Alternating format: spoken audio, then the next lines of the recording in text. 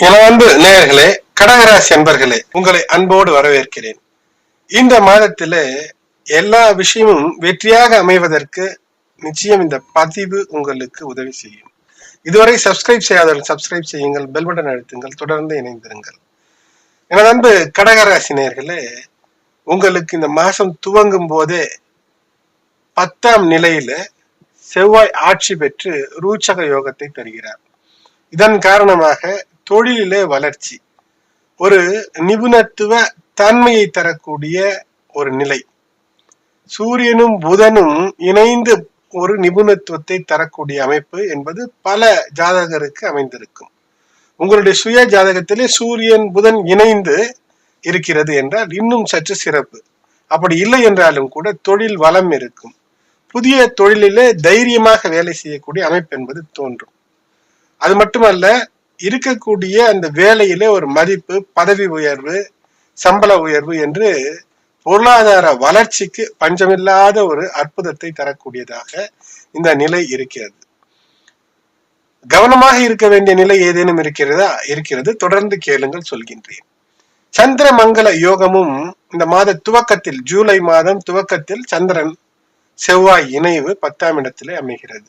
அதனால் மற்றவர்களுக்கெல்லாம் தெரியாத ஒரு நுட்பத்தை கூட தொழிலிலே புகுத்தி, வேலையிலே புகுத்தி ஒரு நற்பெயரை வாங்கிவிடக்கூடிய அமைப்பு என்பது இருக்கிறது.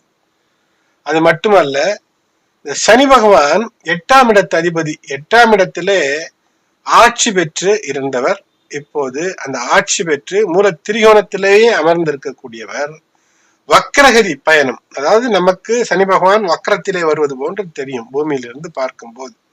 அதுதான் வக்ரகதி பயணம். இப்போது நீங்கள் இங்குத்தான் சற்று கூடுதல் கவனமாக இருக்க வேண்டும்.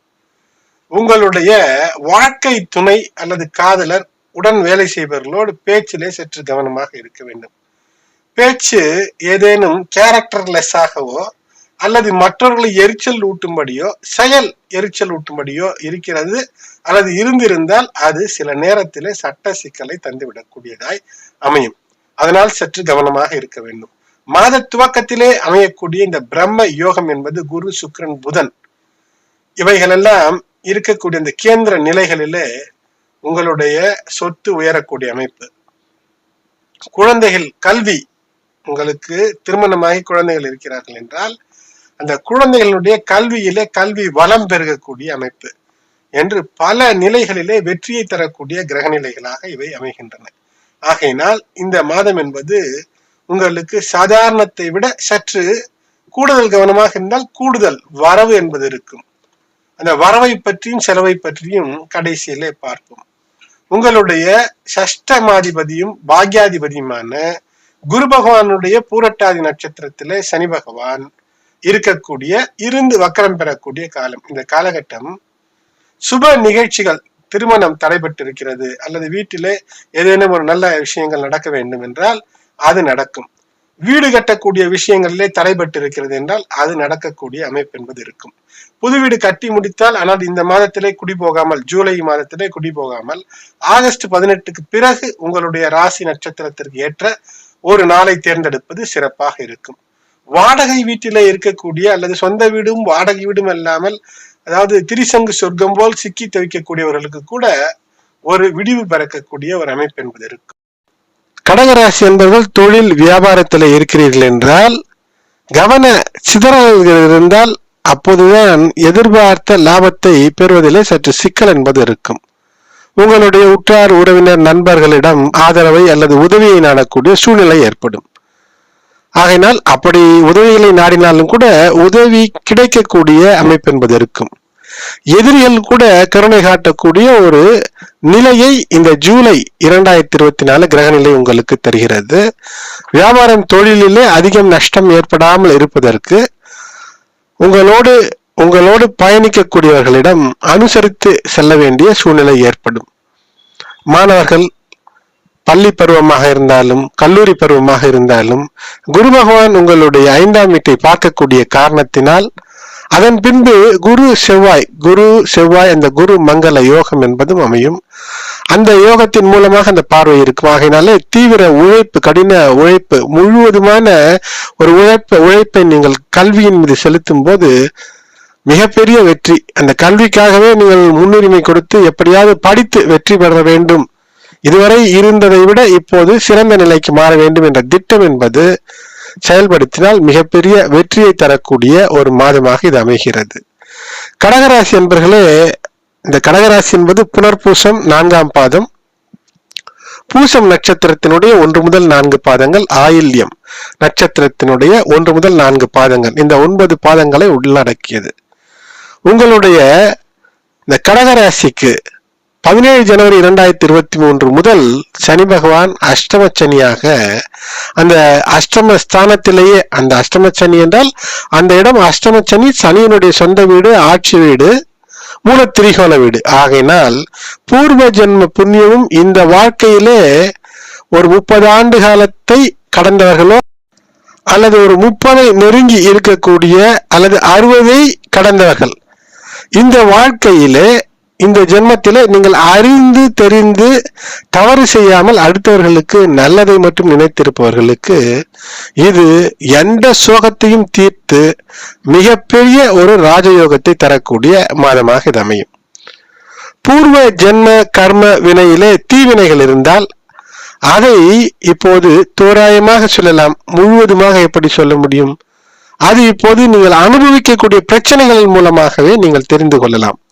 பூர்வ ஜென்ம கர்ம வினை ஏதேனும் பாக்கி இருந்தால் அதை அனுபவிக்கத்தான் பிறவி எல்லோரும் எடுப்பார்கள். அதிலே அதிகப்படியான அந்த தீவினைகள் இருந்தால் அந்த கஷ்டங்களை சுமக்கக்கூடிய காலமாக அஷ்டமத்து சனி காலம் அமையும். அந்த அஷ்டமத்து சனி காலத்திலும் கூட சனி பகவான் வக்ரம் 29 ஜூன் 2024 முதல் வக்ரம், அதாவது இந்த ஜூலை மாதம் முழுக்கவே சனி பகவான் வக்ர நிலையில் தான் இருக்கிறார்.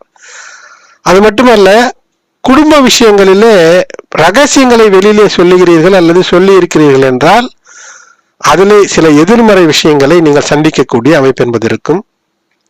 கடகராசிக்காரர்களுக்கு இந்த மாதம் முழுக்க 10ஆம் வீட்டின் அதிபதியான செவ்வாய் அந்த ஸ்தானத்தில இருந்து மாதத்தினுடைய பிற்பகுதியில குருவோடு சென்று இணைவார் இந்த ஜூலை மாதத்தில்.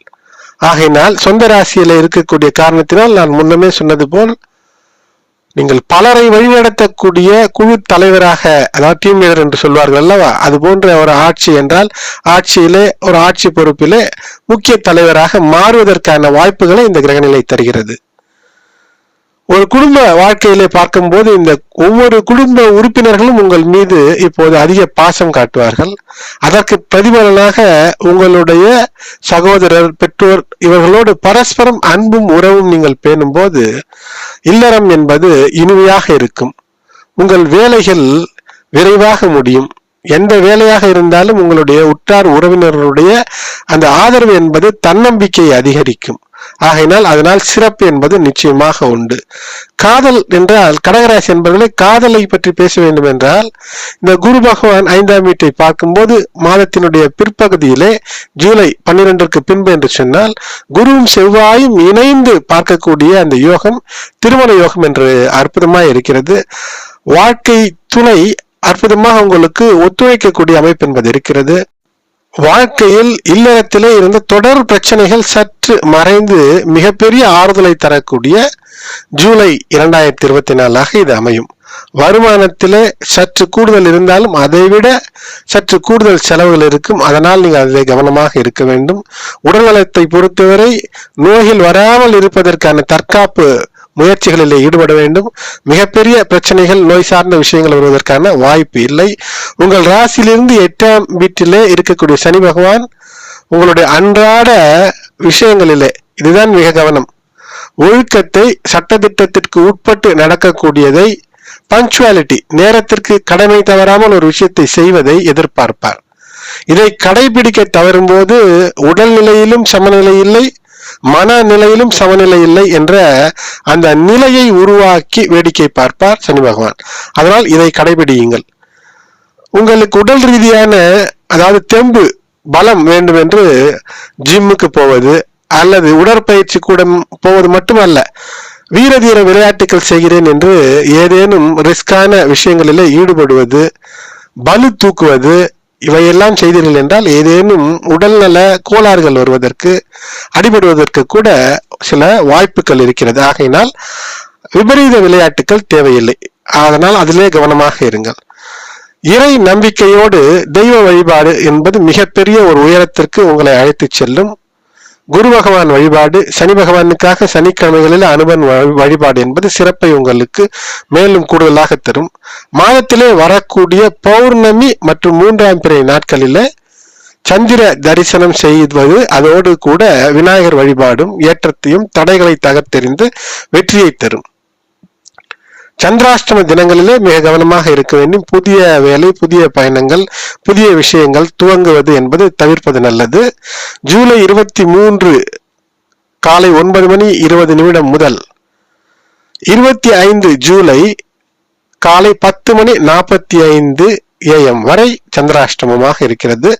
ஆகையினால் கடகராசி என்பவர்கள் இந்த நேரத்தை குறித்து வைத்து புதிய விஷயங்களை துவங்காமல் இருப்பது, புதிய பயணங்களை துவங்காமல் இருப்பது நன்று. கூடுதல் கவனமாக இருக்க வேண்டிய நாட்கள் என்று பார்த்தோமேயானால் ஜூலை மாதத்திலே 5, 6, 14, 15, 16, 23, 24. எனது அன்பு கடகராசி நேயர்களே, இந்த பதிவு உங்களுக்கு பொருள் பொதிந்ததாகவும் பயனுள்ளதாகவும் இருந்தால் சப்ஸ்கிரைப் செய்யுங்கள். இந்த பதிவை மற்ற உங்களுடைய உற்றார் உறவினர் நண்பர்கள் கடகராசியில இருந்தால் அவர்களுக்கும் ஷேர் செய்யுங்கள். Thanks for watching. Please subscribe, like and share.